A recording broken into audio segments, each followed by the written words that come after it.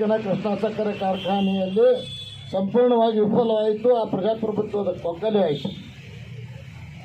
ಅಧಿಕಾರದಲ್ಲಿದ್ದವರು ಅಧಿಕಾರ ದುರುಪಯೋಗ ಮಾಡಿಕೊಳ್ಳುವಂಥದ್ದು ಏನೇನಿತ್ತು ಒಂದೂ ಉಳಿಸಿಲ್ಲ. ಮತ್ತು ಏನು ಒಂದು ಸರ್ಕಾರಿ ಯಂತ್ರ ಏನಿತ್ತು ಇವತ್ತು MD ರಿಟರ್ನಿಂಗ್ ಆಫೀಸರ್ ಸಿಬ್ಬಂದಿ ಹಿಡ್ಕೊಂಡು ಪೊಲೀಸರು ಎಲ್ಲ ಇಲಾಖೆಯವರು ಅವ್ರು ಗುಲಾಮರಾಗಿ ಕೆಲಸ ಮಾಡಿದಾರ. ಮಾಧ್ಯಮದ ಮಿತ್ರರ ಅವ್ರ ಜೊತೆ ಅವ್ರ ಮುಂದೆ ಹೇಳ್ತೀನಿ, ಈ ಚುನಾವಣೆಯನ್ನು ಅವ್ರ ಪರವಾಗಿ ಅವ್ರನ್ನ ಗೆಲ್ಲಿಸ್ಲಾಕ ನಮಗೆ ಸೋಲಿಸ್ಲಾಕ ಎಲ್ಲ ಸರ್ಕಾರ ಅಧಿಕಾರಿಗಳು ಅವ್ರ ಗುಲಾಮರಾಗಿ ಕೆಲಸ ಮಾಡಿ ಅಲ್ಲಿ ಒಂದು 1500 ಹೋಟ್ ಡುಪ್ಲಿಕೇಟ್ 1500 ಹೋಟ್ ಎಲ್ಲಿ ತಯಾರು ಮಾಡ್ಯಾರಂದ್ರೆ ಒಂದು ವಿಶೇಷವಾದ ಒಂದು ಹೋಟರ್ ಕಾರ್ಡ್ ತಯಾರಾಗುವಂಥ ಮಿಷನ್ ತಂದು 1500 ಹೋಟ್ ತಯಾರು ಮಾಡ್ಯಾರ. ಇದು ಯಾರಿಗಾದ್ರೂ ಗೊತ್ತೈತಿ? ಇದನ್ನು ಒಳಗೆ ಕುತಂತ್ರ ಇಟ್ಟುಕೊಂಡು ನೋಡ್ರಿ, ಸೋಲು ಗೆಲುವು ಮುಖ್ಯಲ್ಲ.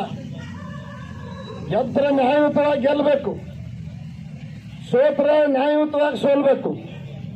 ಅನ್ಯಾಯ ಇದು ಮಹಾಭಾರತದೊಳಗೂ ನೋಡ್ತೀವಿ ನಾವು. ಮಹಾಭಾರತದೊಳಗೂ ಕುತಂತ್ರವಾಗಿ ಪಾಂಡವರು ವನವಾಸಕ್ಕೆ ಹೋಗುವಂಥ ಪ್ರಸಂಗ ಬಂತು. ಅದು ಯಾಕೆ ಬಂತು ಅನ್ನೋದು ನಿಮ್ಗೆ ಗೊತ್ತೈತಿ. ನಾನು ಭಾಳ ಹೇಳ್ಕೊತ ಹೋದ್ರೆ ಮತ್ತೆ ಇದನ್ನಾಗ್ತೈತಿ. ಬಿಹಾರ ಅತಣಿಗೆ ಬಂದೈತಿ ಹೇಳಿದ್ರೆ ನಾ ಸಂಪತ್ ಕುಮಾರ್ ಶೆಟ್ಟಿ ಅವರು ಬಿಹಾರ ಅತಣಿಗೆ ಬಂದೈತಿ. 18-20 ವರ್ಷದಿಂದ ಇದು ನಡೆದೈತಿ. ಇದು ಓಪನ್ ಆಯ್ತು ಮೊನ್ನೆ 26ನೇ ತಾರೀಕು. ಮೊದಲು ಹಿಡನೇ ಇತ್ತು, ಮೊದಲು ಒಳಗಿಂದ ಒಳಗೆ ನಡೀತಿತ್ತು. ಈಗ ನಮ್ಮ ಮದ್ಕೊಂಡವ್ರವ್ರು ಹೇಳಿದಿರಲ್ಲ, ಇವ್ರು ಬರೋಕ್ಕಿಂತ ಮೊದಲು ನಾವು ಮಾಡಿದ್ವಿ ಅಂತ ಹೇಳಿ ಇವ್ರನ್ನ ಮೊದಲು ಸೋಲಿಸಿದವ ನಾವು. ಅದನ್ನು 1999 ಇವ್ರು ಎಲ್ಲ ಪಕ್ಷದವರು ಸಪೋರ್ಟ್ ಕೊಟ್ಟಿದ್ದರು. ಆ ಸಂದರ್ಭದಲ್ಲಿ ನಾ ಸೋಲಿಸಿದ್ದೀನಿ. 2018 ಮಹೇಶ್ ಕುಮಟಳ್ಳಿ ಅವರು ಸೋಲ್ಸ್ಯಾರ. ಇವರೇನು ಸೋಲಿಲ್ಲದೆ ಸರ್ದಾರ್ ಅಲ್ಲ. ನಾವು ಇಬ್ಬರೂ ಸೋತವ್ರದೀವಿ. ನಾವು ಅಂದ ದಾನಮ್ಮನ ಗುಡಿಯಾಗ ಹೇಳಿದ್ದೀವಿ, ನಾವು ಸೋತವ್ರದೀವಿ. MLA ಗೆದ್ದವರು ಅದೀವಿ, ಮೊದಲು ಸೋಲಿಸಿ ಗೆದ್ದವರು ಅದೀವಿ.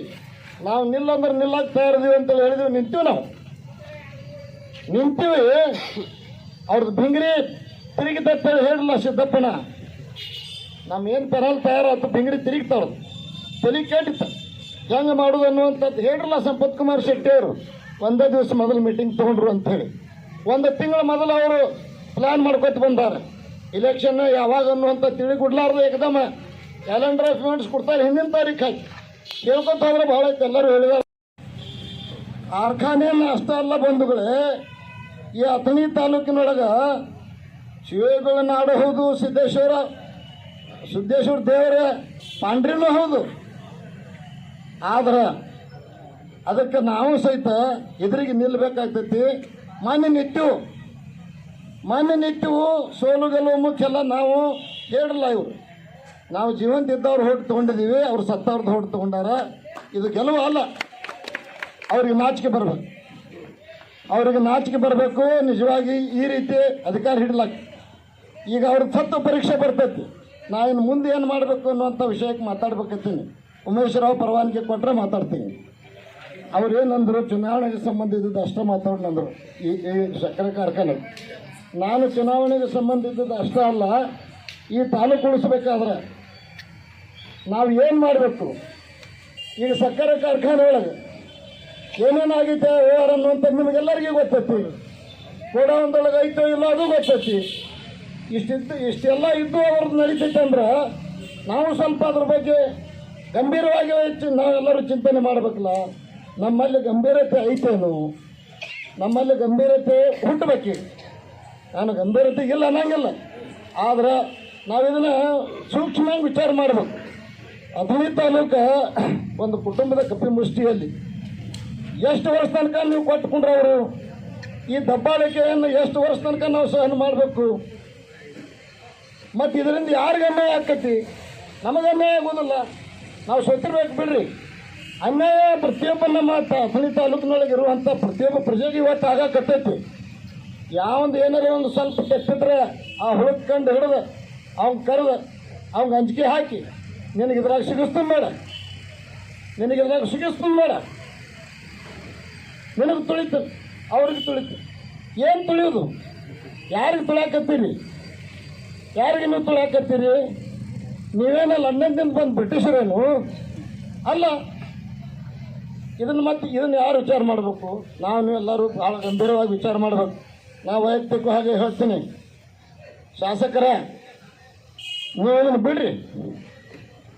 ಇನ್ನೂ ಪಾಠ ಕಲ್ಕೊಂಡು ನ್ಯಾಯಯುತವಾಗಿ ನಡೀರಿ. ಇದನ್ನಂತ ನಡೆಯತೈತಿ ಅಂತೇಳಿ ನೀವು ಇದನ್ನು ಹಿಂಗೆ ನಡೆಸ್ಕೊತಾದ್ರೆ ನಿಮ್ಮ ಎದುರಿಗೆ ಎಲ್ಲಕ್ಕಿಂತ ಮೊದಲು ಬಂದು ನಿಂದ್ರೆ ನಾ ಡೊಂಗರ್ಗಾವ್ ನೀವು ಯಾರು ಬಡಿಯಾಡ್ರೆ ಬಡೀರಿ. ನಿಮ್ದು ಏನೈತಿ ಎಲ್ಲ ಎಲ್ಲಿ ಬರ್ತೀರಿ ಬರ್ರಿ. ನಾ ನಂದಗಾಂವದಾಗೂ ಹೇಳಿದನು, ನಂದಗಾಂವದೊಳಗೆ ಚುನಾವಣೆ ಪ್ರಚಾರದಾಗೂ ಹೇಳಿದನು. ನಿಮ್ದು ಏನಾರು ಹೇಳಿದ್ರೆ ಒಂದೇ ವೇದಿಕೆ ಮೇಲೆ ಬರ್ರಿ ಒಂದೇ ವೇದಿಕೆ ಮೇಲೆ. ನೀವೇನು ಒಳ್ಳೇದು ಮಾಡಿದಿರಿ, ಏನು ಕೆಟ್ಟದ್ದು ಮಾಡಿದಿರಿ, ನಾವೇನು ಮಾಡಿದೀವು, ತಾಲೂಕಿನ ಜನತೆ ಏನು ಮಾಡೈತಿ, ಒಮ್ಮೆ ಇದ್ರ ಬಗ್ಗೆ ಆಗಿಲ್ಲ ನೋಡೋನು. ಮಾಜಿ ಉಪಮುಖ್ಯಮಂತ್ರಿಗಳು ಯಾರಿಂದ MLA ಆಗಿದ್ದು ಯಾರಿಂದ? ಎಲ್ಲಕ್ಕಿಂತ ಮೊದಲು MLA ಆಗಿದ್ದು ಯಾರಿಂದ ಹೇಳ್ರಲ್ಲ? ಭಾರತೀಯ ಜನತಾ ಪಕ್ಷದಿಂದ. ನೀವು ಯಾರಿಂದ ಆದ್ರಿ MLA? ಮಹೇಶ್ ಕುಮಟಾಳ್ ಅವರು ರಾಜೀನಾಮೆ ಕೊಡುದ್ರಿ, ಇವರು ಉಪಮುಖ್ಯಮಂತ್ರಿ ಆದ್ರ. ಅದು ಆಮೇಲೆ ಎರಡನೇ ವಿಷಯ ಅದೇ ರೀ. ಕೂಡ್ರಿ ಹೇಳ್ತೇನೆ ಅಂದ್ರೆ ನಾ ಒಂದೊಂದು ಬರಾಕತ್ತೀನಿ. ಮೊದಲು MLA ಯಾರಿಂದ ಆದ್ರಿ? ಭಾರತೀಯ ಜನತಾ ಪಕ್ಷದ. ಮಂತ್ರಿ ಯಾರಿಂದ ಆದ್ರಿ? ಉಪಮುಖ್ಯಮಂತ್ರಿ ಯಾರಿಂದ ಆದ್ರಿ? ಮಹೇಶ್ ಅಣ್ಣ ಅವರು. ಮಹೇಶ್ ಅಣ್ಣ ಸೋತವ್ರಿಗೆ ಇವತ್ತು ಉಪಮುಖ್ಯಮಂತ್ರಿ ಜಾಗ ಕೊಟ್ಟರು. ಅಮಿತ್ ಶಾ, BL ಸಂತೋಷ್ ಅಂತವ್ರು ನ್ಯಾಷನಲ್ ಲೀಡರ್. ಅಂಥವ್ರಿಗೆ ನೀವು ಮೋಸ ಮಾಡಿ ಜಿಗದ ಬಂದು ಇಲ್ಲಿ ಯಾಳೆ ಕಾಂಗ್ರೆಸ್ ಐತೆ ಜಿಗದ ಬಂದು ನೀವು ನಿಲ್ತೀರಿ. ಏನಿದ್ರ ಅರ್ಥ? ಏನಿದ್ರ ಅರ್ಥ?